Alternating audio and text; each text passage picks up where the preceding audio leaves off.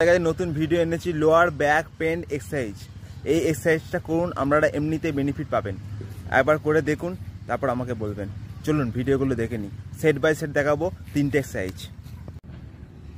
10টা করে 3 সেট মারতে হবে, সেট বাই সেট।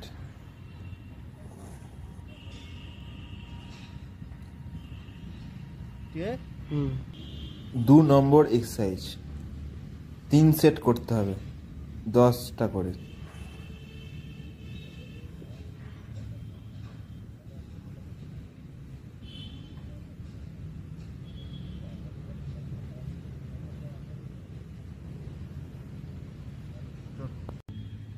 তিন নম্বর এক্সারসাইজ 3 সেট করতে হবে, 10টা করে।